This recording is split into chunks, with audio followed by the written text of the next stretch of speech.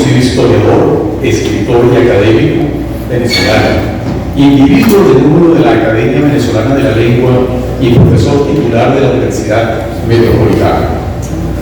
Ha sido titular de la prestigiosa Cátedra Andrés Bello de la Universidad de Oslo. Su formación académica es igualmente notable, con títulos en Derecho, Gerencia de Comunicaciones Integradas, así como maestría y doctorado en Historia por la Universidad Católica Andrés Bello. Con una trayectoria que abarca la investigación, la docencia y la gestión cultural, ha presidido Monteable Editores Latinoamericana y la Fundación para la Cultura Urbana, además de haber dirigido el Consejo Nacional de Cultura CONAC. Su labor en la difusión del pensamiento histórico y político se extiende a los medios de comunicación, siendo conductor de los espacios venezolanos en Unión Radio, y eso es un tema en Onda la Superación. En reconocimiento a su invaluable aporte a la cultura y la historiografía, ha recibido múltiples distinciones, entre ellas la Orden de Isabel la Católica, otorgada por el Reino de España.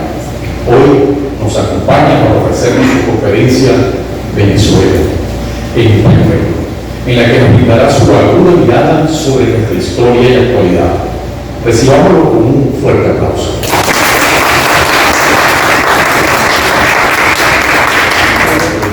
Muchas gracias por esa presentación tan generosa y concisa. Bueno, voy a hablar y después conversamos. Digamos que es una conferencia conversatoria. Yo les traje unos libros, porque lo que yo voy a decir está aquí. Esta trilogía de libros se los traje para que lo vean, los pasos y los créditos.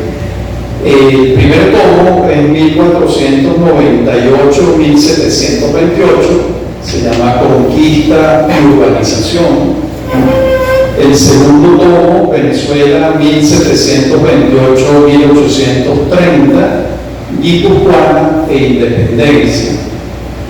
Y el tercer tomo, Venezuela 1830 a nuestros días. De este libro hay una versión para bachillerato. Desde el año 2007, miles de estudiantes venezolanos estudian por Historia Contemporánea de Venezuela por este libro en su versión de bachillerato. Me pasa mucho que cuando esos alumnos llegan a la universidad, me dicen, usted es el profesor del libro verde. Usted es el libro verde de bachillerato. Bien, los voy a pasar para que quienes lo quieran o fotografiar o copiar mientras voy hablando. Y los otros dos libros que traje también es una biografía de José Antonio Páez, que acabo de publicar hace muy poco tiempo, y la historia de Caracas. Asumo que todos aquí somos caraqueños, o quizás casi todos. Esta es la única historia completa de Caracas que se ha escrito. La escribí por eso, porque no existía una historia de Caracas que terminara lo más regresa, la terminé en el año 2023. Bien, entonces bueno, esta es una publicidad antes de la conferencia, ¿verdad? Bien, ¿cómo resumir 500 años, esos tres tomos que están allí en unas palabras breves? Voy a hacer ese ensayo, ¿verdad? Lo primero, bueno, esta historia, yo no voy a hablarles de la Venezuela precolombina, porque no sé prácticamente nada, muy poco. Tengo conocimientos generales, antropológicos y arqueológicos, pero no es mi especialidad. La Venezuela precolombina, que es fundamentalmente la aborigen, la indígena. De modo que voy a hablar desde el momento en que Venezuela se incorpora al mundo occidental, cuando casualmente, azarosamente, Colón aparece por estas tierras. En el caso nuestro, como sabemos, es en el tercer viaje. Colón no tuvo conciencia de que había llegado a tierra firme, al continente americano. Él murió sin saber que había tocado en William, tierra continental.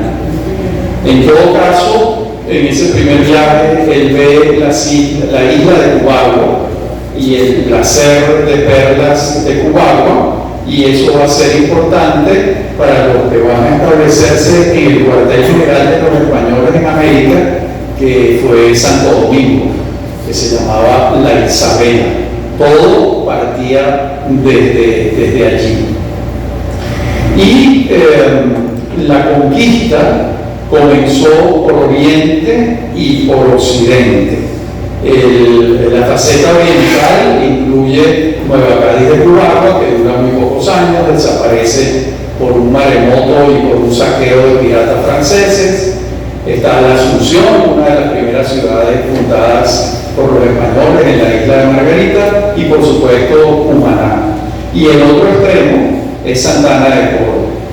Por los dos extremos comenzó la conquista y la colonización, pero muy pronto se interrumpe, porque, como ustedes saben, había una discusión en Europa sobre el sucesor, y Carlos V se vio en la necesidad de comprar los votos de los príncipes que iban a decidir si el rey era él o un francés. Esto no lo digo yo, esto está bastante bien documentado, y quienes le prestaron el dinero fueron la casa prestamista Belzer. Por eso él, para pagar la deuda, una deuda no escrita, obviamente, esto que les estoy diciendo no puede estar escrito, porque es un cabildeo de la época. Esa deuda no escrita, él se la paga entregándole a la casa Belzer el territorio de Venezuela. Eso va a ocurrir entre 1529 y 1546. Y podemos decir que ahí se detuvo, en esos 17 años, se detuvo el proceso de urbanización. ¿Por qué? Porque estos alemanes estaban buscando cobrarse la deuda. Ellos no estaban aquí para establecerse, fundar ciudades, desarrollar la agricultura o la ganadería, tareas que requieren de muchísimo tiempo. Ellos estaban buscando oro para cobrarse la deuda cuanto antes. Entonces se dedican a dar vueltas, muerden el anzuelo de los indígenas en relación con el dorado, y se va creando el mito del dorado. Son estos alemanes los primeros que los muerden, ¿no? Hasta que en 1545 Carlos V manda a otro español con un título nuevo, y esto termina en una carnicería típica de la época. Le cortan la cabeza a Bartolomé Belzer y a su sobrino, y retoman el poder los españoles y hacen del Tocuyo el epicentro fundacional de Venezuela. Esa es una ciudad importantísima, porque de allí salieron todas, el Tocuyo se funda en 1545, de allí salieron todas las expediciones que fundaron Barquisimeto, Carora, Valencia, Caracas, Trujillo. Hay otro epicentro fundacional que es Pamplona, en Colombia hoy en día, y familias pamplonesas son las fundadoras de San Cristóbal y de Mérida, apellidos típicamente merideños y tachirenses, Chacón, Picón, etcétera, Dávila, Parra. Esas son familias pamplonesas. El otro epicentro es Bogotá. Desde Bogotá salen expediciones a fundar Barinas y Santo Tomé de Guayana y San José de Oruña, que fue la primera capital que tuvo Trinidad. De modo que esos son los epicentros fundacionales en este siglo XVI, que voy a resumirlo en muy pocas palabras. Es el siglo en el que los españoles están fundando ciudades, porque en el siglo siguiente van a fundar pueblos de indios. Esto tengo que explicarlo, pero antes hay que explicar otra cosa. El contrato con el que todo esto ocurría era la capitulación, que era un contrato que firmaba el rey con los expedicionarios. En ese contrato el rey les entregaba un territorio para que ellos lo administraran. Y la otra institución jurídica importante es la encomienda. La encomienda es una cédula real que establece que el encomendero, si en sus territorios viven indígenas, él tiene la obligación de tratarlos como el buen padre de familia, evangelizarlos, educarlos y cobrarles impuestos. Por supuesto, los indígenas no tenían un sentido capitalista, el capitalismo no había llegado aquí y no tenían sentido del desarrollo económico. Otra cosa que debo decir antes de que se me olvide: estos españoles que llegan a Venezuela y a toda América realmente son personajes de la Edad Media. El Renacimiento ocurre en Italia y en Alemania, que es de donde viene Lutero y la Reforma Protestante, que es una consecuencia del Renacimiento. Pero en España no. Estos son unos católicos cuyos dos grandes valores son la gloria y el honor, pero no son personajes del Renacimiento, son de la Edad Media, son medievales. Es importante entender esto. Los que colonizan los Estados Unidos son protestantes, eso es otra historia, ¿no? Otra cosa que es muy importante: hoy en día sabemos, gracias a un estudio del profesor José Eliseo López en el archivo de Indias, que yo los está citado con detalle en mi historia de Caracas. Ese estudio nos revela que en 300 años, a mí la cifra me sorprendió cuando vi el estudio, en 300 años pasaron de España a Venezuela 5.000 personas, que me parece muy poco, poquísimo. De esas 5.000 personas, el 89% eran hombres, el 11% eran mujeres, y de ese 11% de mujeres, la mitad eran monjas. O sea que aquí el mestizaje comenzó de inmediato, porque eso eran unos muchachos de 20 años con las hormonas alborotadas y las indígenas en cuero. Imagínense ustedes lo que podía pasar. Y después empezaron a llegar las africanas. Entonces, ese proceso de mestizaje es muy importante entenderlo. No ocurre en los Estados Unidos, porque en los Estados Unidos se mudan familias completas. A la larga, lo que nos ocurrió a nosotros es una bendición, porque en nuestros países la segregación que ha habido en los Estados Unidos no ha tenido lugar. Claro, esto planteaba un problema adicional: imperaban las leyes de sangre durante todo el periodo colonial. Y ustedes me dirán, bueno, ¿y esto qué significa? Significa que si tú no lograbas demostrar la limpieza de sangre, tus hijos no iban a la escuela. Era muy grave. Si tú no lograbas demostrar que tu papá y tus abuelos eran blancos, prácticamente no tenías derecho de ciudadanía. Era terrible. Salvo que alguien respondiera por ti. Y ahí el caso emblemático es el de Juan Germán Rocio. Rocio es hijo de un milanés que se establece en San Francisco de Trisnados. ¿Por qué un milanés? Porque en ese tiempo Milán formaba parte del Reino de España. Y se casa con una india. Y nace Juan Germán Rocio, el hombre más importante del periodo de independencia civil venezolana. Bolívar es el más importante desde el punto de vista guerrero, pero Rocio es el más importante porque es el abogado que articula todo.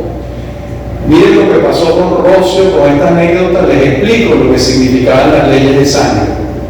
El niño se fue a inscribir en el colegio y le dijeron: no puede, porque usted es hijo de una india. Y la condesa de San Javier, María de Galún Pacheco, dijo: yo respondo por él como si fuera blanco. Lo dejaron estudiar. va a estudiar bachillerato, pasó lo mismo, y ella volvió a responder por él como si fuera blanco. Se inscribió en la Universidad de Caracas a estudiar Derecho, le dijeron no puede, y la condesa volvió a responder por él.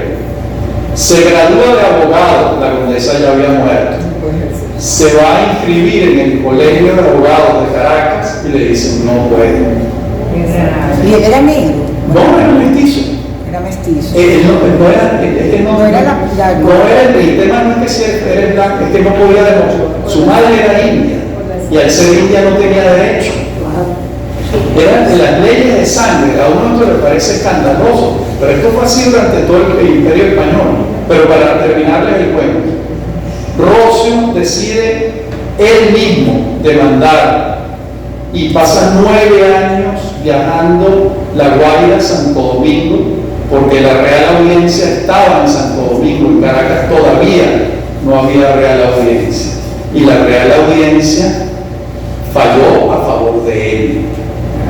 Maravilloso. Pero ¿cómo dejarle a él si la ley era que justamente... Sí, pero el tribunal dijo, si lo dejaron estudiar, ahora tienen que dejarlo ejercer. Esa fue la interpretación de la ley que hicieron, y fue justa, y siendo el rey de España, porque la Real Audiencia respondía a los intereses del rey de España. ¿En qué año ocurrió eso? Eso está pasando 1790 y pico, 1800 y piquito, por allí. 9 años duró el juicio. Bien, entonces estoy hablando de algunas instituciones coloniales para que veamos cómo funcionaba aquello. Lo otro que es muy importante, las ciudades eran ciudades españolas, donde estaban las autoridades españolas, pero había un sistema satelital. Voy a explicar con explicar una ciudad, entienden todo el resto del país. Caracas, esa era la ciudad española. Los pueblos de indios satelitales eran Petare, Baruta y Antímano. Entonces, ¿qué pasaba en Petare? Había un esquema exactamente igual, un cabildo, con alcaldes, con recaudadores de impuestos, con policía urbana, pero integrado todo por mestizos o por indígenas, que no podían hacer vida en la ciudad española. Entonces era un sistema satelital, ¿verdad? ¿De dónde salía la comida? De lo que producían alrededor de esos pueblos de indios. Por eso todo lo que estaba alrededor de Petare estaba sembrado, lo mismo en Antímano, lo mismo en Baruta. Bueno, la estructura social era muy clara. Los blancos peninsulares representaban más o menos el 2% de la población. Los blancos criollos, emblematizados perfectamente por los primos son, yo lo llamo así porque todos eran primos: Simón Bolívar, Carlos Sucre, José Félix Rivas, ¿quién más estaba allí? Bueno, y parientes de ellos. Es decir, los blancos criollos que se habían hecho ricos y que son ese es el estamento que va a hacer la independencia. La idea de que el pueblo venezolano participa en las guerras de independencia es cierta, pero a partir de José Antonio Páez en 1818. Antes es una guerra de los blancos ricos criollos contra los españoles para gobernar un territorio que les pertenecía a ellos de manera relativa. Quien mejor lo explica es Simón Bolívar, que es un genio, en la Carta de Jamaica. Bolívar dice: nosotros estamos en la situación más complicada. Le hemos arrebatado la tierra a los pobladores originales, que son los indígenas, y respondemos a las leyes de los españoles, pero no somos españoles. No somos españoles. ¿Por qué? ¿Cuándo llega el primer Simón Bolívar a Caracas? En 1580. Y su cuarto o quinto nieto nace en 1783. Es decir, ellos tenían 200 años aquí. 200 años aquí, no podían decir que eran españoles, eran criollos, eran blancos criollos, que respondían a una serie de intereses, pero que ya se había formado lo que definió perfectamente por primera vez un jesuita peruano llamado Vizcardo, que definió a la nación criolla. Él fue el primero, después Miranda y después Bolívar. Porque recuerden que también la definición de nación es posterior, la de Ernest Renan es de mediados del siglo XIX. Pero esos blancos criollos, A ver, sí. perdóname. No, No, porque es que yo lo que entendí es que estamos los indígenas, ¿verdad? Sí. Están los españoles que quitaron de los alemanes otra vez a Venezuela y agarraron Sí. los indígenas, entendí claro. y los ¿De dónde? africanos. Los africanos, ¿de dónde salen esos blancos criollos? Esos blancos- ¿Dónde nacieron? ¿Dónde nacieron esa gente? Esa gente nació aquí, descendientes de españoles. Ah, ok. Bolívar, lo entiendes perfecto. ¿A Bolívar? Sí. Si tú entiendes a Sublé, a Urdaneta, a Mariño, a Sucre, todos son el mismo caso. Son descendientes De españoles. de blancos españoles que en algunos casos tienen 200 años aquí. Pero si eran españoles entonces. No, Ah, ese eran criollos, eran criollos. no agregaban la nacionalidad. Imagínate que tú te ¿Cómo vas, así? a vivir a Groenlandia Yo sigo siendo venezolana. 200 años después. Entonces 500 son groenlandeses. Entonces esos eran venezolanos, ¿me entiendes? Entonces, ese es el caso de los Bolívar. Los Bolívar lo arquetipizan, lo emblematizan perfectamente, ¿no? Bien, esa gente, esos blancos criollos son los que hacen la rebelión de la independencia. La única rebelión independentista popular en América, en toda América, es la mexicana. ¿Por qué? Porque se alzan los indígenas con Morelos y con Hidalgo enfrentan a los criollos mexicanos que no querían independizarse de la corona española. Esa sí es una rebelión popular. La nuestra en sus orígenes no lo fue. Se fue haciendo poco a poco, sí, pero eso costó mucho trabajo.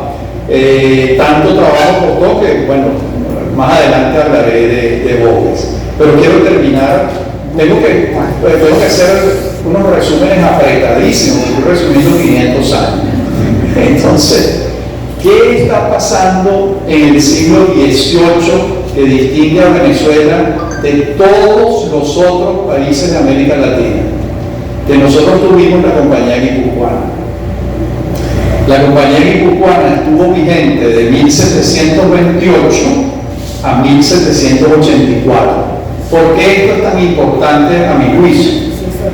Por lo siguiente, el rey de España crea una compañía anónima de la que él tiene el 51% de las acciones y los vizcaínos el 49% de las acciones.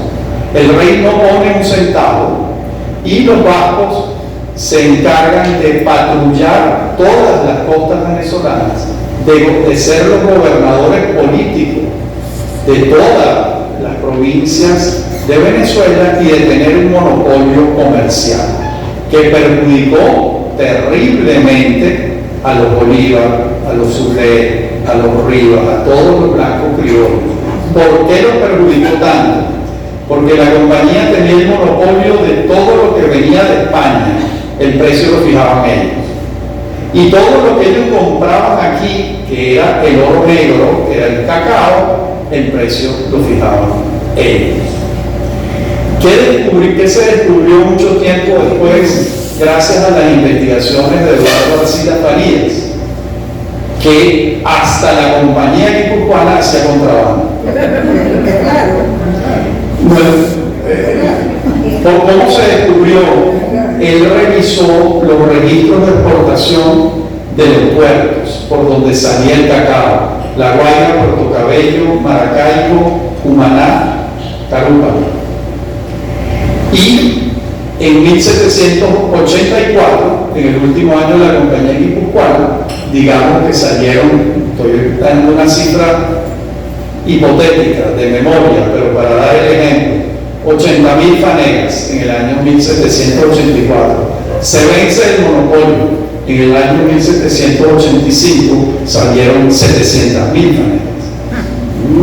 No era posible que de un año para otro creciera de esa manera, lo que comprueba que había un intenso contrabando, no solo de la compañía guipuzcoana, sino de los blancos criollos, a quienes llamaban los grandes cacaos. Esto fue perjudicial para Venezuela, mucho en este sentido y muy favorable en otro. ¿En qué otro sentido fue favorable? Que los vascos trajeron a una cantidad de vascos importantes. En su mayoría se establecieron en los Valles de Aragua, en Barquisimeto, en Carora, una sociedad agrícola. Y los vascos ya entonces eran de los sectores más desarrollados de España, más ricos, más trabajadores, mejor formados. Entonces eso fue una inmigración importante que en alguna medida compensa las grandes dificultades que trajo para los criollos ese monopolio. ¿Por qué esto históricamente es importante? Bueno, porque los criollos venezolanos tuvieron un gimnasio de adversidades que no lo tuvieron en otras regiones de América Latina, de la América hispana. Esos monopolios solo existieron aquí y un tiempo después en La Habana, pero no con el cacao, sino con la caña de azúcar. Pero y en unas dimensiones mucho más pequeñas que la de Venezuela y el cacao. Bien, yo no sé cómo hacemos esto, me voy para yo no hablar durante hora y media. Acabo de llegar, voy a entrar en el siglo XIX. Me detengo aquí y escucho preguntas.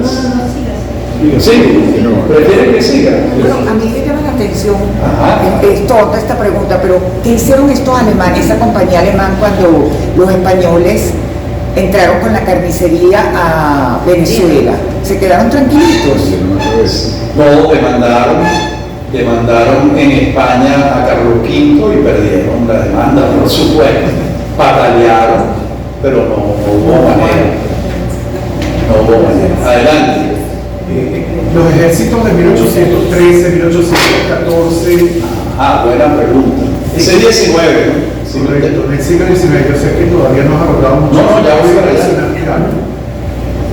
Antes de Páez, ¿están conformados por quién? Por los empleados de las haciendas de los blancos criollos, o sea, ¿quién conformaba esos? Bien, ya vamos a hablar, ya voy a entrar ahí, perfecto. Entramos en el siglo XIX. ¿Cuál es la clave de la independencia de todas las regiones de España en América? Los sucesos de Bayona. Sin esos sucesos, aquí no hubiera pasado mayor cosa. ¿Cuáles son los sucesos de Bayona?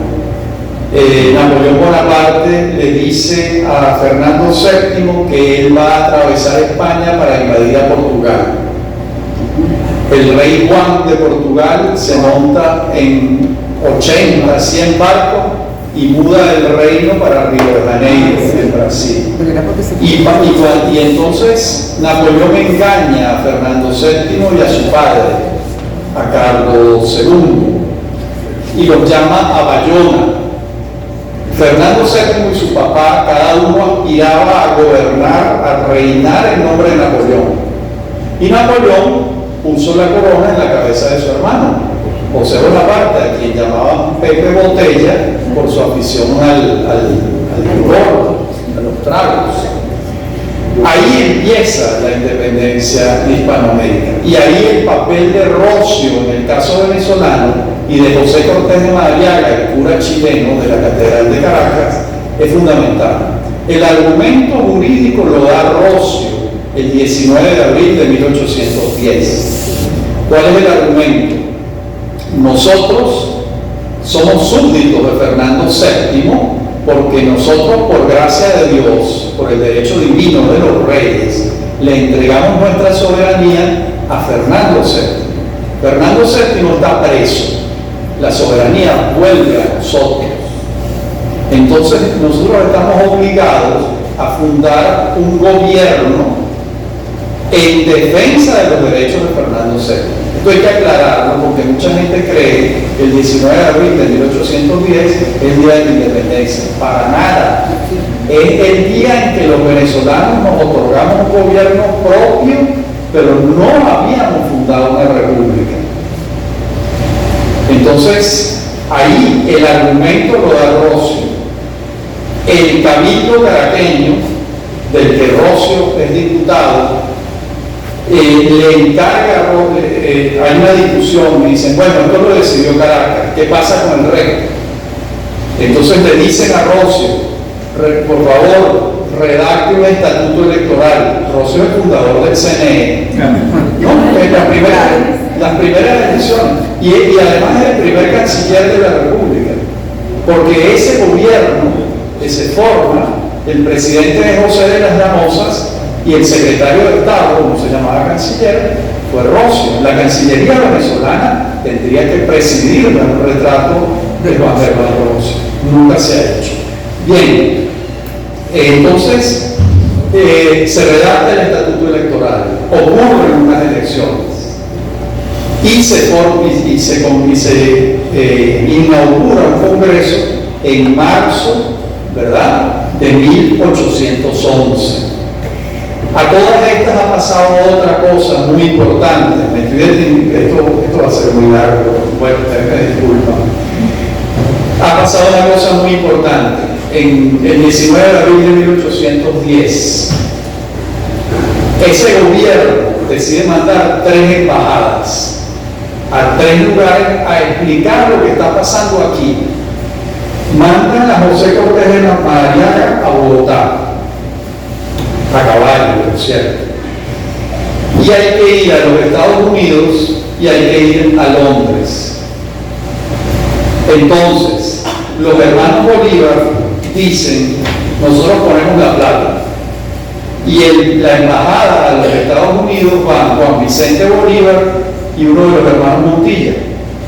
Y a la embajada, los embajadores a Londres son Simón Bolívar, Andrés Bello y Luis López Méndez. Hasta ese momento, Simón Bolívar no ha intervenido en absolutamente nada. Si a él le hubiera pasado lo que le pasó a su hermano, Juan Vicente Bolívar, que regresando de los Estados Unidos naufragó frente a La Habana y murió, nosotros no estaríamos hablando de él. No hubiese ocurrido nada porque él no ha participado en todo lo anterior. ¿Por qué empieza a participar? Bueno, porque ¿quién iba a pagar el viaje? El que quedó. Una profesora francesa especializada en Venezuela. Uy, santo, siempre se me olvidó el nombre de ella, tan simpática y bueno, ya me voy a acordar. Esa profesora francesa hizo un trabajo minucioso para ver quiénes eran las personas más ricas del periodo colonial. La persona más rica que hubo aquí fue el Marqués del Toro, que tenía 500.000 pesos. La segunda persona más rica del periodo colonial era Juan Vicente Bolívar y Ponte, el papá de Simón, que tenía 170.000 pesos.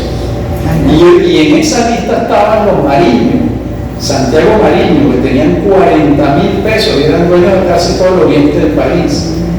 Esto se lo digo para que comprobemos que quienes están haciendo la revolución de la independencia son los ricos criollos para tener autonomía económica y política.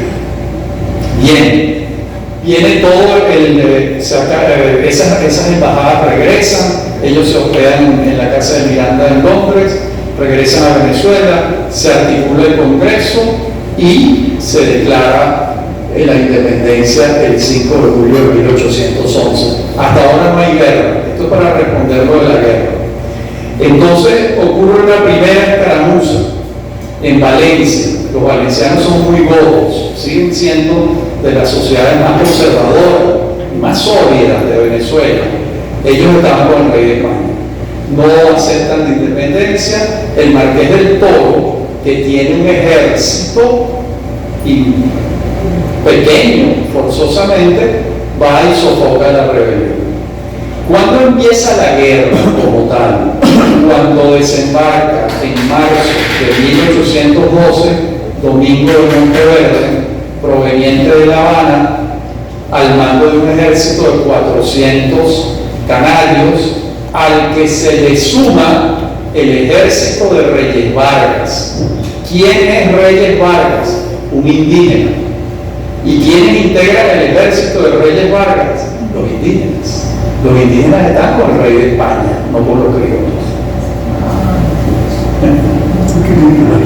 Esto no se nos cuenta, pero esa es la verdad. Ese ejército es el que va a enfrentar Miranda con los coroneles Bolívar, de las Casas, Montilla, Peña, y lo derrotan en 1812. Levantarte la mano. Sí, una duda. Volviendo al 19 de abril. ¿Qué papel jugaba en Parán entonces? En Parán era el gobernador español que aspiraba a gobernar en nombre de Napoleón. Y entonces él trataba de gobernar en nombre de Napoleón, pero aquí le dijeron que no. El argumento de Rocio y de Cortés de Madariaga se impuso con la anécdota del dedo. ¿Dónde me quedé? Volvemos al ejército. El ejército, El ejército. pensaron que era bien. Entonces, estamos en 1812, es derrotado, todo se ha perdido. Bolívar y los muchachos y los coroneles entregan a Miranda a cambio de un pasaporte y de poderse ir y no ir presos. Mientras tanto, Cortés de Madariaga, Rocio, Paz del Castillo, a todos esos los hacen presos y los mandan a Ceuta y a Melilla, y ahí pasan varios años. Bolívar se va a Curazao.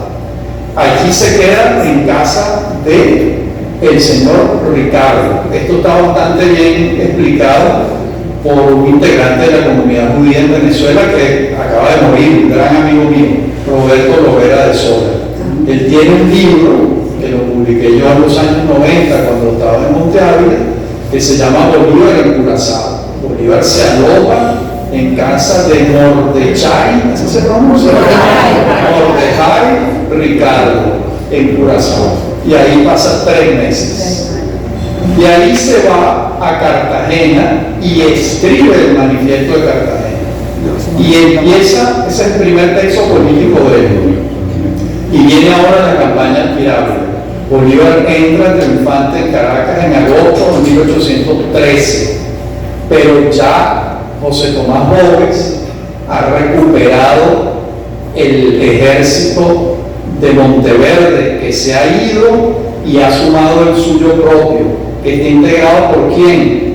Por los patenzuelos, los pobres de la tierra, los indígenas, los negros cimarrones. Es un ejército popular que derrota al ejército de Bolívar y de Mariño, y ellos tienen que irse al exilio. Y en el interín ha pasado algo. En 1814 Fernando VII recupera la corona y envía un ejército. Esto me adelanto a decir, corre la especie difundida por Laureano Vallenilla Lanz, a mi juicio falsa, según la cual la guerra de independencia de Venezuela es una guerra civil. No, aquí hubo ejércitos extranjeros. Acabo de mencionar el de Monteverde, pero es que Pablo Morillo desembarca con 12.256 soldados profesionales. ¿De dónde? De España, directamente de España.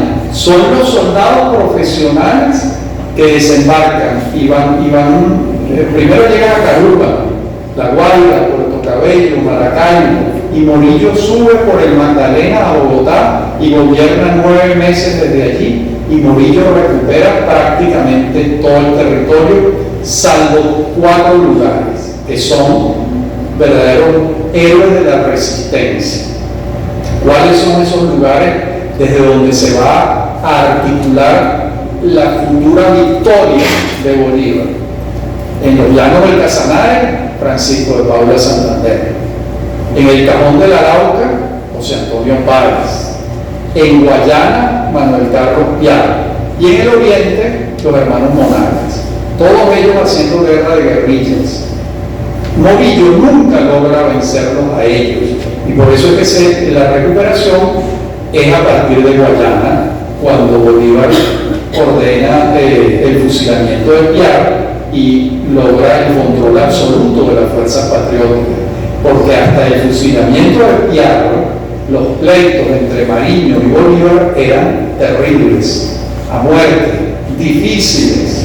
Estaban permanentemente negándose el uno al otro. Hasta que fusilan a Piar y Mariño dice, esto va en serio, y se pliega a las órdenes del Libertador. Y empiezan los triunfos de Bolívar a partir de 1819, cuando conquista Bogotá. Voy a acelerar. Entonces, en 1819 Venezuela desaparece como república, se crea la República de Colombia. La denominación Gran Colombia nunca existió, eso lo decimos nosotros para consolarnos. No hay un papel que diga Gran Colombia, ni uno. Eso se llamó la República de Colombia y nosotros fuimos colombianos de 1819 a 1830. Wow, es así como se lo estoy diciendo. ¿De dónde salió esto? ¿De dónde salió esto? Los historiadores colombianos dicen que la Gran Colombia la acuñaron ellos para dar a entender que Colombia era muy grande y que Venezuela estaba incluida ahí. Hay historiadores venezolanos que dicen que la denominación Gran Colombia se acuñó para distinguir esos 11 años de los que estoy hablando, del 19 al 30, para distinguirlo de Colombia. Esta parece la explicación más razonable, pero lo interesante es que Bolívar, todas sus alocuciones, absolutamente todas, la comienza diciendo colombiano, jamás dijo Gran Colombiano, eso no existió por ningún lado. Entonces, bueno, eso creo que es importante. Bien, a partir de 1824 empiezan a pasar unas cosas que los historiadores venezolanos suelen pasar por debajo de la mesa. Ya no, ya hay varios que nos estamos dedicando a investigar esto que voy a hablar, que son, una vez que nos independizamos, aparecen enclaves extranjeros que fueron determinantes para el desarrollo de Venezuela.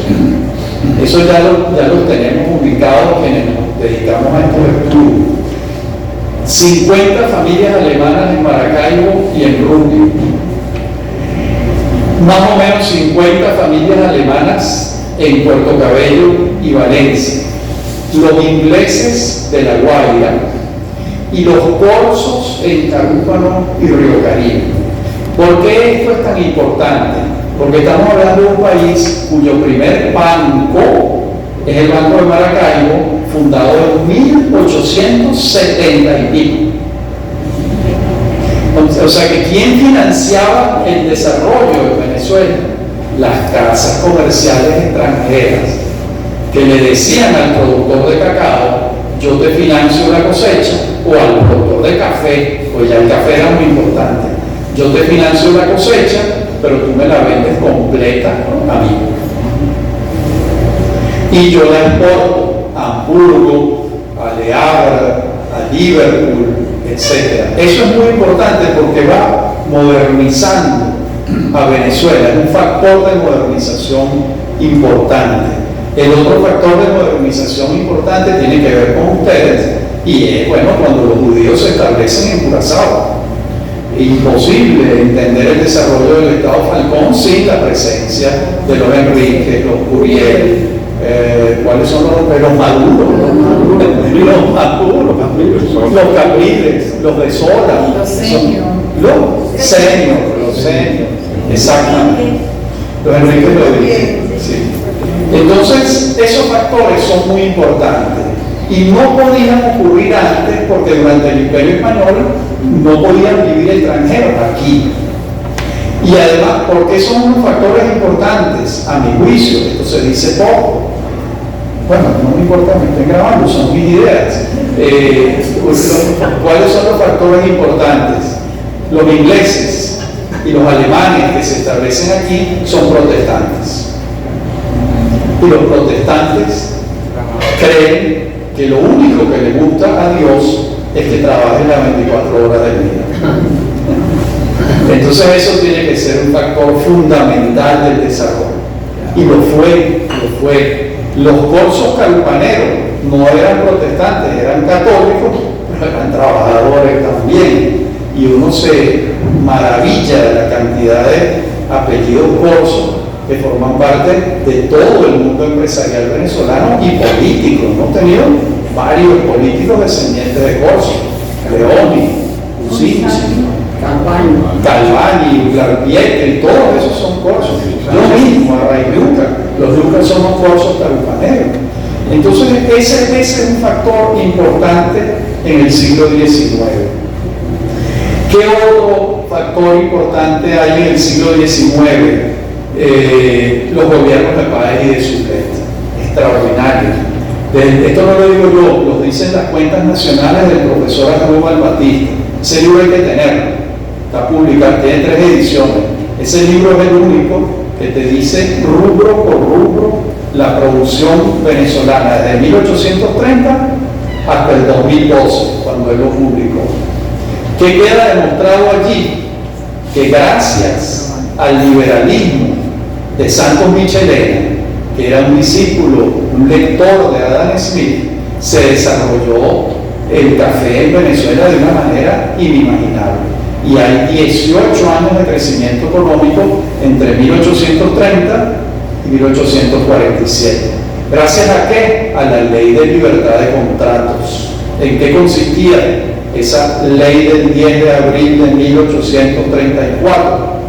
Que el Estado no intervenía en la fijación ni de los intereses ni de las condiciones que fijaban quién daba el préstamo y quién lo recibía.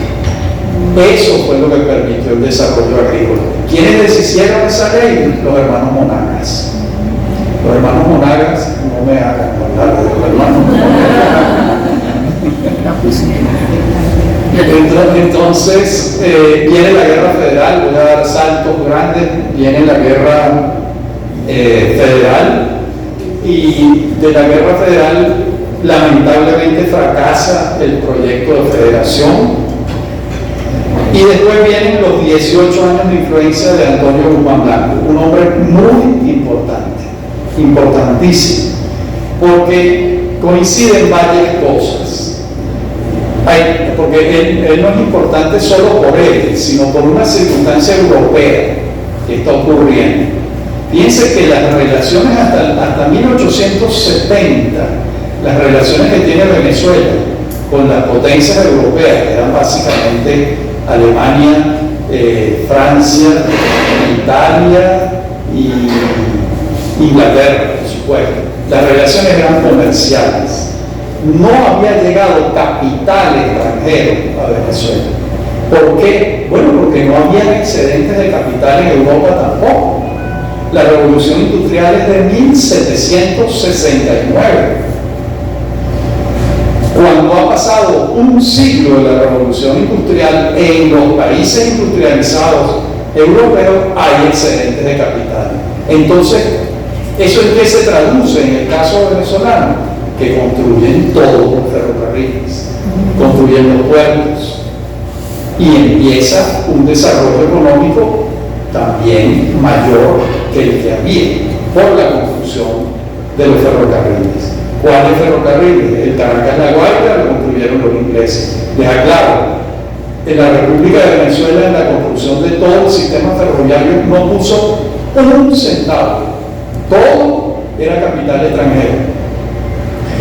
El gran ferrocarril de Venezuela, que era el Caracas-Valencia, el gran ferrocarril del Táchira, que fue el más rentable de todos, porque era el que sacaba el café al puerto de La Ceiba en el valle, en el lago de Maracaibo.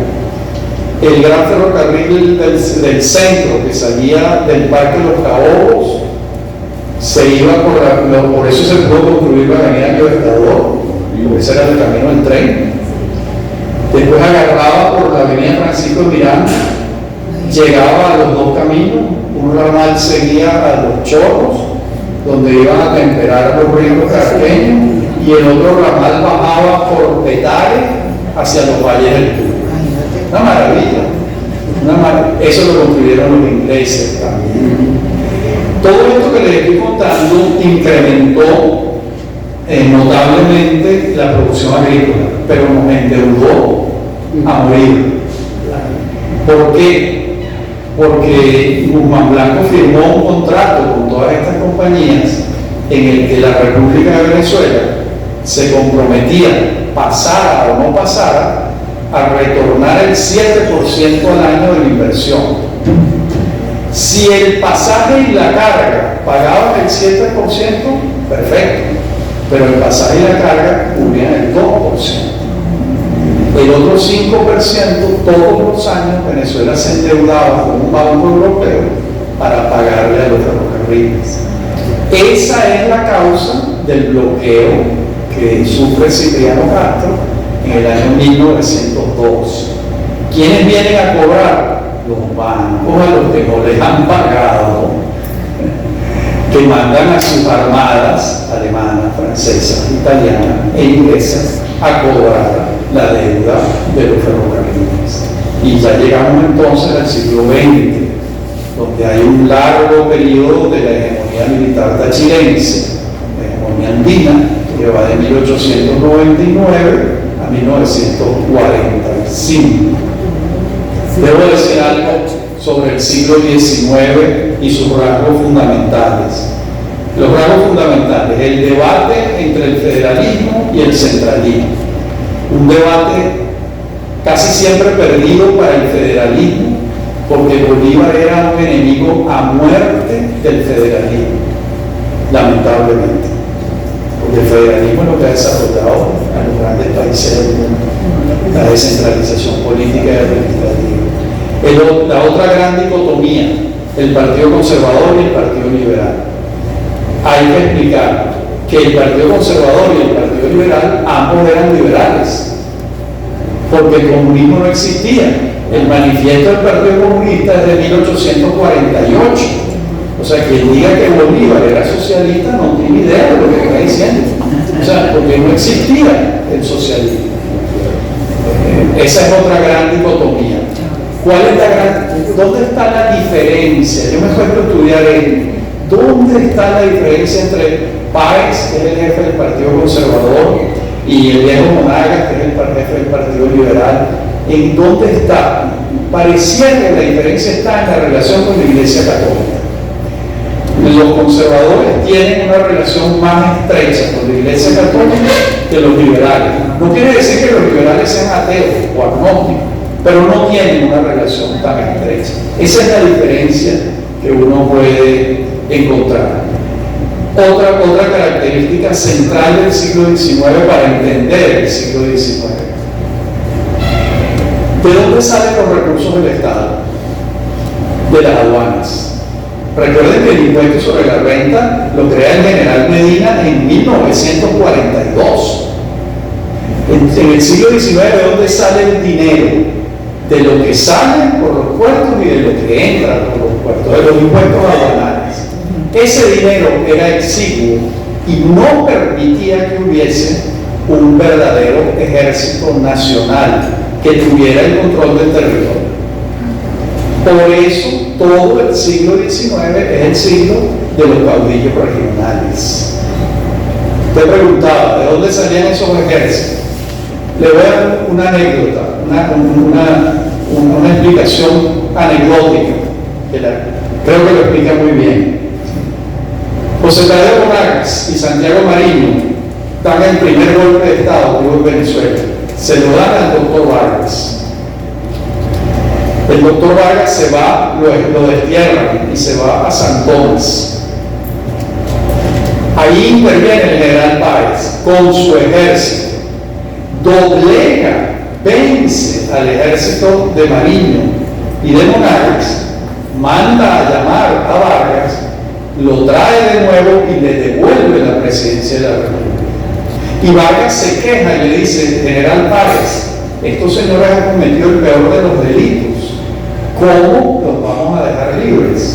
Y el general Páez no consta en ninguna parte, pero yo me imagino que le dijo: ¿tú quieres que vayamos a una guerra civil?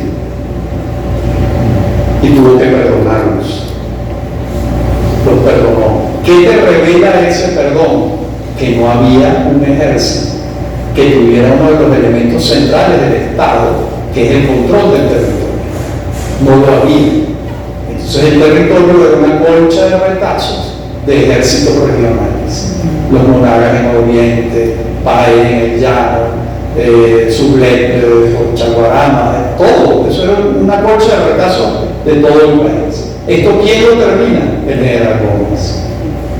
En la última batalla que hubo en Venezuela, en Ciudad Bolívar, en el año 1903, cuando derrotaron al último caudillo regional, Nicolás Rolando.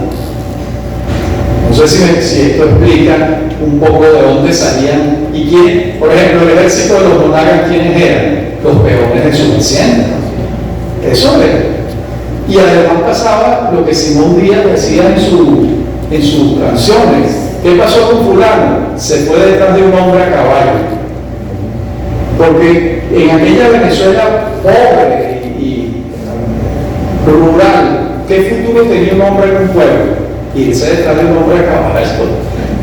Integrar un ejército de una montonera a ver si tenían suerte y ganaban y se hacían ricos.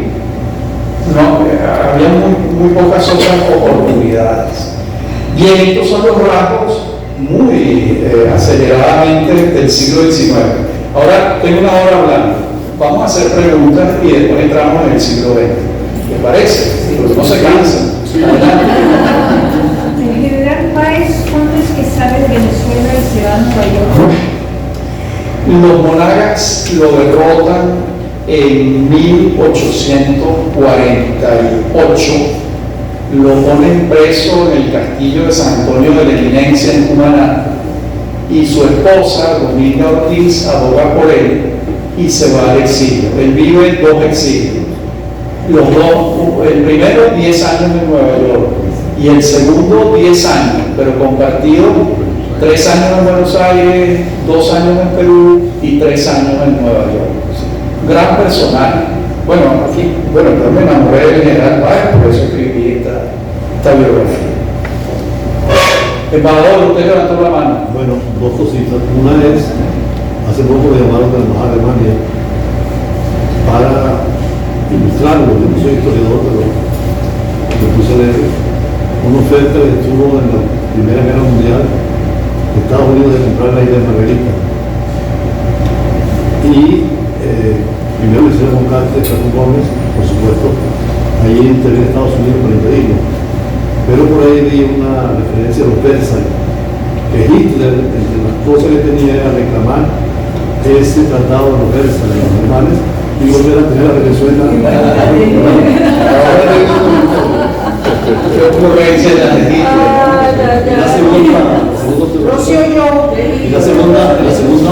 La segunda que sería bueno que tú lo explicaras es esa ruptura con Inglaterra tan fuerte, sobre todo el tema del Esequibo, cómo fue toda esa situación desde la época de 1814 que llegaron los ingleses, con un trono antiguo de los holandeses, cómo fue esa evolución rápidamente en ese periodo, porque no blanco rompió con los ingleses, y es cuando los americanos, bajo la doctrina de Monroe, quieren dominar el continente americano. Sí. Bueno, la doctrina Monroe da para quieren dominar o impiden. Nosotros no estamos hablando inglés por la doctrina Monroe, porque la doctrina Monroe es la que impide que los alemanes, los franceses, los italianos y los ingleses desembarquen en Venezuela y se cobren la deuda con la ocupación del territorio. Entonces la doctrina Monroe también nos favoreció muchísimo. Nosotros, en ese caso, es bastante claro. A ver, el tema de Inglaterra es muy complicado. Yo acabo de terminar de escribir una biografía de Bolívar. Están todos invitados a la presentación, va a salir en un mes. Y mientras más me metí en Bolívar y más estudié, me di cuenta de que Inglaterra fue de radical importancia. Por ejemplo, cuando él convoca el Congreso Anfictiónico de Panamá, redacta un texto en el que dice que las antiguas repúblicas españolas, las nuevas repúblicas que han surgido de la América hispana, tienen que ser tuteladas por Inglaterra. Lo dice él en el texto. O sea que la relación y la admiración es enorme. Cuando Bolívar redacta la Constitución de Bolivia en 1826 y crea la presidencia vitalicia y hereditaria, esa Constitución está inspirada en el sistema político inglés. De modo que la fascinación de Bolívar con Inglaterra era muy grande. Eso imantó parte del siglo XIX. La región inglesa, ¿no? La Legión Británica. Páez tuvo una relación con los ingleses extraordinaria, porque Páez era una esponja. Y cuando los ingleses llegaron a Angostura, a partir de 1817, 18 y 19, y se mezcla el ejército de Páez con los ingleses y empiezan a convivir juntos, y Páez aprende a hablar inglés, aprende a comer con cubierto, aprende de historia universal y se convierte en un erudito, es con los ingleses que han llegado aquí, que son soldados profesionales formados en las mejores escuelas de Inglaterra. Entonces la relación con Inglaterra es muy sólida. Además, otra cosa, ¿con quién comerciaba Venezuela? Con los ingleses, obviamente, con los ingleses y con los judíos de Curazao, pero sobre todo con los ingleses, porque los ingleses es la primera nación industrializada del mundo. Entonces, para el general Páez fue muy difícil el tema de Schomburg. Y hay una carta de él, que yo la cito aquí en mi biografía, donde él confía en que eso se va a resolver. Estaba totalmente equivocado. Pero estaba completamente equivocado. Pero bueno, se ve que tenía que ver con la relación emocional que él también tenía con Inglaterra. Adelante. Bueno, un pequeño comentario previo. Es evidente que dentro de la geopolítica del momento, la lucha contra Napoleón y la lucha contra España al recuperar Fernando VII tenía que ser un país como el Reino Unido, como Gran Bretaña. Entonces, aparte de las preferencias hacia Gran Bretaña, también era el aliado natural para la independencia. Pero mi pregunta es la Legión Británica. La Legión Británica y todo el financiamiento de Miranda, viviendo en Londres, todos los contactos que realizó. Pero mi pregunta iba por otro lado, que es tú has mencionado varias veces a Sublet. Sí. Y creo que es uno de los personajes realmente extraordinarios. Sí. Pero hay una etapa de Sublet en que Sublet, al igual que Andrés Bello, se van a Chile. Y una de las hijas del Sublet se casa con un chileno. Sí. Y ese chileno, porque llegó a ser la esposa del canciller Gabriel Valdés de Chile, y el hijo de Gabriel Valdés, que es Gabriel Valdés Sublet, hijo descendiente de Sublet, llegó también a ser canciller. Entonces yo, cuando estuve en Naciones Unidas como embajador, pedí, porque en el Congreso de la República hay los retratos de los próceres, pedí que sacaran, porque estaba ya en Naciones Unidas, el hijo, el heredero de Sublet, que se quedó muy emocionado de ver a su pariente. Entonces, un solo detalle, embajador. Quienes se van a Chile son los hijos de Sublet. Los hijos. En un periodo en que él vive en Santa Marta, Colombia. Cuando Páez se va al exilio a Nueva York, Sublet pasa 10 años viviendo en Santa Marta, y le pareció que sus hijos no tenían allí demasiado futuro y los envía a Chile. Él no llegó a ir a Chile, Sublet, pero los hijos sí. que son todos los sublets chilenos, así como hay una cantidad de descendientes de Andrés Bello en Chile. Bueno, uno de los grandes escritores chilenos, ¿cómo era que se llama? Jorge Andrés, era nieto o bisnieto de Andrés Bello. Sí, eso es cierto. Sulet es un gran personaje, merece una buena biografía también, un personaje interesante. Adelante. Como usted no mencionó a la Inquisición, me gustaría saber qué pasó tuvo la Inquisición en la época pre-república. Y la otra pregunta es de los portugueses que llegaron a Brasil, ¿hubo alguna influencia de ellos con respecto a la independencia de Venezuela? Muy poca. Hubo un brasileño, Abreu Pelina, que estuvo aquí integró el Ejército Libertador. El tema de la Inquisición, bueno, ahí recomiendo una novela muy buena de Ana Teresa Torres que se llama La Escribana del Bien. Voy a contar la anécdota de la novela y vemos cómo interviene la Inquisición. La anécdota de la novela es que Ana Teresa, investigando en los archivos de la Curia de la Catedral de Caracas, se encontró con un caso de incesto de unos hermanos. Le pareció interesantísimo porque hubo un pleito entre la autoridad eclesiástica, que era Fray Mauro de Tobar, y la autoridad política, que era Ruy Fernández de Farmayor, porque cada uno se abrogaba ventilar el caso del incesto. Uno como autoridad política y el otro como autoridad eclesiástica. Venció Fray Mauro de Tobar, y a los incestuosos le cayó todo el peso de la ley. El peso de la ley, que era una mesa donde te jalaban por las extremidades, horrible, una cosa horrorosa. Pero hay que decir que el peso de la Inquisición en Venezuela, en comparación con Perú o con México, es mucho menor, porque, olvidé decirlo, pero son demasiados temas, la presencia de la Iglesia Católica durante todo el periodo colonial venezolano es importante, pero no es abrumadora, como sí lo fue en Colombia, en Perú, en Ecuador, en Bolivia, en México y en Guatemala. Los países menos católicos del continente, el menos católico de todos es Uruguay. La Argentina es muy parecida a Venezuela. Costa Rica también es parecida a Venezuela. Venezuela, ¿por qué no tuvo una presencia de la Iglesia Católica tan grande? Lo he debido explicarlo también. La Iglesia Católica desembarcaba donde había gente. Y en Venezuela no había casi nadie. ¿Qué iban a hacer por aquí? En cambio, evangelizar a los incas era una tarea, evangelizar a los aztecas era otra. Entonces aquí la presencia de la Iglesia Católica no fue de gran magnitud.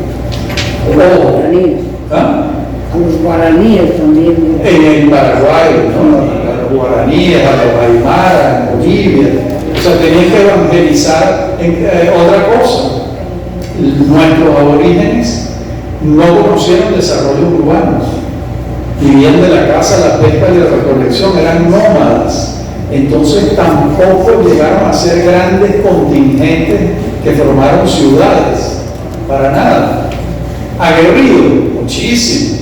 Los Irajaras eran feroces, los habitantes de este valle, los Toromaimas, eran bravos, y por eso le costó tanto a los españoles fundar Caracas. Bueno, con eso creo que respondo el tema de la Inquisición y de la Iglesia Católica. Sí. Sí. ¿Qué más? ¿Algo más del siglo? Bueno, entramos en el siglo XX. Con esto nos quedan unos 15 minutos, de acuerdo a lo que me dijo David. Un siglo, 15 minutos. Bueno, ¿qué es lo definitorio del siglo XX venezolano? Son varios aspectos. El primero, la aparición del petróleo. 1914, más que uno, 1922, los Barrosos II, que nos colocan en el mapa petrolero mundial. Tenemos entonces, está gobernando el general Gómez, hay un régimen concesionario y empieza a crecer tremendamente la producción petrolera a partir sobre todo de 1928. Y entonces se crea, en razón de la industria petrolera, Venezuela pasa a ser uno de los países más ricos del mundo. ¿Cómo podemos saber esto? Por el ingreso per cápita. Muy sencillo. En la década de los años 50, cuando están gobernando Pérez Jiménez o Delgado Chalbó, en Venezuela hay 5,5 millones de habitantes y ya la producción petrolera era de 1.900.000 barriles. Eso quiere decir, si ustedes buscan en Google o en Internet, lo que sea, van a encontrar que en la década de los años 50, entre los primeros 10 PIB, ingresos per cápita, perdón, del mundo, estaba Venezuela. Eso trajo otra consecuencia extraordinaria que yo valoro muchísimo en mi país, que el petróleo fue un imán para los inmigrantes. Entonces, echen ustedes este cálculo. En el censo de 1961, cuando gobierna Betancourt, en Venezuela hay 7.600.000 habitantes, de los cuales casi 2 millones han llegado a Venezuela en los 30 años anteriores. Debe ser uno de los procesos de inmigración más intensos del mundo. ¿De dónde venían la mayoría? Portugueses de la guerra. Los primeros son los españoles, por la guerra civil española. Después está la posguerra que trae a los portugueses de Madeira, casi todos, y a los italianos del sur, y después de todas partes del mundo. Claro, no en esas grandes cantidades, que estas tres nacionalidades son las mayoritarias. Pero eso ha sido una bendición para Venezuela, porque nos hizo un país más cosmopolita. Esto yo lo comprobaba a diario cuando daba clases, yo di clases en la Universidad de Rosario en Bogotá y doy clases en la Universidad Metropolitana desde hace 28 años. Y el primer día de clase en Colombia y aquí hago la misma pregunta. En Colombia yo preguntaba, levanten la mano quienes tienen abuelos extranjeros. Todos. En Colombia, nadie, absolutamente nadie. Y en Venezuela todos. Y en Venezuela, todos. Y ojo, todavía es así. Todavía es así. Felizmente, sigue siendo así. Entonces, esto es una diferencia sociológica demasiado grande y demasiado importante que define a Venezuela en muchos sentidos y que se la debemos indirectamente al petróleo, porque nadie va a huir de la pobreza yéndose a un país pobre. Por eso es que no hay inmigrantes en Colombia y en Venezuela sí. Es absurdo, huir de la pobreza y te vas a un país pobre. Bueno, los inmigrantes de Colombia están todos ubicados. Un conjunto de alemanes en Bucaramanga que fundaron la cerveza Bavaria y un grupo grande de libaneses en Barranquilla, del que la mayor expresión es Shakira Mebarak, que es una libanesa barranquillera. Pero eso es lo que hay, ¿no? Bueno, hay judíos de Colombia, sí, pero pocos. En el caso venezolano, el petróleo fue un gran imán. ¿Qué más define el siglo XX? El intento de crear una democracia liberal representativa, un intento en el que se asocian Rómulo Betancourt, Rafael Caldera y Jovito Villalba, un intento que encuentra un enemigo importante en las fuerzas militares, en un sector de las Fuerzas Armadas que no querían el proyecto democrático. Pero finalmente el proyecto democrático se impone a partir del 23 de enero. Y otra cosa que define a Venezuela entre 1946 y 1989 es un modelo de desarrollo común a todo el resto de América Latina, pero que en el caso venezolano, Venezuela fue pionera de ese modelo de desarrollo, que es la industrialización sustitutiva de importaciones, que nace en Venezuela con Betancourt en el año 1946 y que la arquitectura económica la hace Raúl Prebisch después del caso venezolano para la CEPAL, la Comisión Económica para América Latina, cuando se diseña un modelo de desarrollo. ¿En qué consistía?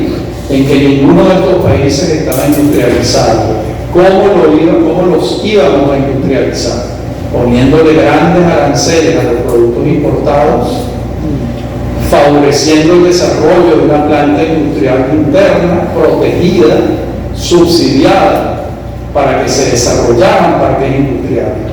En Venezuela eso pasó y tuvo éxito hasta que dejó de tener éxito, porque no era un sistema, era un modelo de desarrollo que no logró resolver un escollo.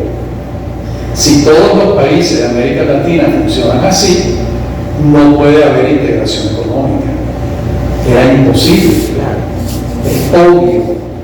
No podía haber integración económica. Para que haya integración económica se necesita la libertad de mercado, el levantamiento de los aranceles y el libre comercio, que es lo que empieza a pasar en América Latina a partir de la caída del muro de Berlín, el consenso de Washington en 1990. Y entonces lo digo siempre a mis alumnos: no coman cuentos, revisen las estadísticas de la CEPAL. La CEPAL es una institución de la Organización de las Naciones Unidas que tiene fama de izquierdista, y las estadísticas de la CEPAL señalan con números que de 1990 al día de hoy América Latina no ha dejado de crecer. Venezuela es un caso excepcional por lo que sabemos, pero América Latina no ha dejado de crecer desde que asumió las libertades económicas y el libre comercio. Antes creció, pero en una circunstancia de una economía protegida. Bueno, voy terminando. ¿Qué pasó con los cordones de pobreza? ¿De dónde? En Caracas. Bueno, pero ese es otro caso. Y en Valencia, y en Maracaibo. Pero ¿por qué, siendo un país tan rico y con el ingreso per cápita más grande del mundo, no se hizo nada? ¿En qué gobierno? No, sí se hizo mucho. Lo que pasa es que hay que entender el fenómeno. El petróleo produjo en Venezuela de manera excepcional en relación con el resto de América Latina un proceso de éxodo del campo a la ciudad muy grande. Las titulares de miseria son eso, la gente que se vino del campo a la ciudad. Pero déjenme decirle una cosa: la misma CEPAL, en los informes del año pasado, también se lo pregunto a mis alumnos en las clases. Yo les pregunto: ¿dónde hay más pobreza? ¿En el campo o en la ciudad? Porque está afilada, porque los alumnos dicen: no, la mayor pobreza está en la ciudad. No, la pobreza está en el campo, porque la pobreza se mide en relación con los servicios que tú tienes. Y en el campo no hay servicios educativos, médicos, tecnológicos. Una persona que vive en Petare es muchísimo menos pobre que una persona que vive en Achaguas. Entonces, los cinturones de miseria también hay que verlos con cuidado, porque hasta qué punto, por supuesto que hay zonas muy pobres, pero no demasiado. Es decir, en Caracas es decir, depende de cómo lo miden. Pero bueno, usted me metió por otro callejón. ¿Dónde me quedé? Lo último, para terminar. ¿Qué pasó en Venezuela de importancia en el siglo XX, además de todo esto que vengo diciendo? Bueno, en el segundo gobierno de Pérez se saldó una deuda que fue la descentralización. Eso fue un paso democrático importantísimo que no se había hecho, que los partidos políticos no quisieron hacerla, y que un pacto entre Eduardo Fernández y Carlos Andrés Pérez, con la presencia de la COPRE en la campaña electoral del año 88, condujo a que se acordara la descentralización política y administrativa, elecciones de gobernadores, de alcaldes, transferencia de competencias. Todo eso se ha revertido muchísimo, pero lo que nos queda de fuerza democrática es eso. Y eso en buena medida, que se hizo ahí en 1989. Y del siglo XXI, prefiero no hablar. Se acabó la hora. Son las 5:30.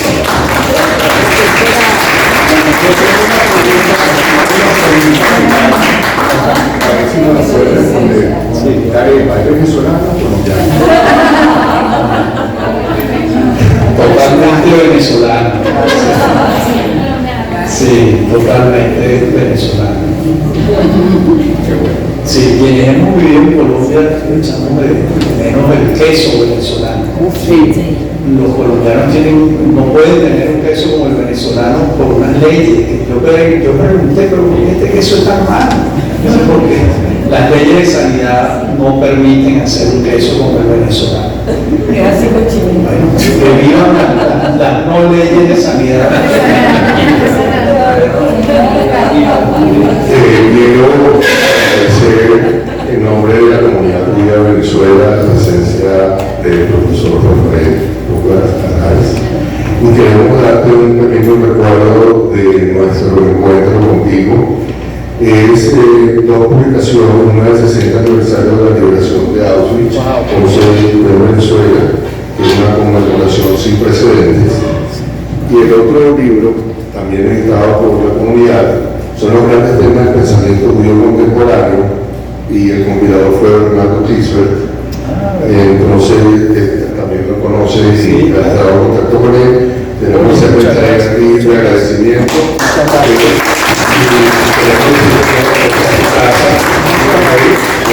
Gracias a ti, nos has ilustrado de una manera siempre tan amena, tan atractiva y tan informativa.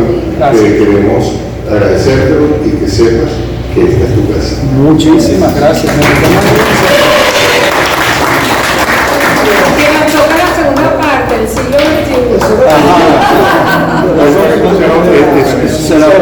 Esa es la dimensión desconocida que invitamos a todos a un pequeño refrigerio que vamos a tener.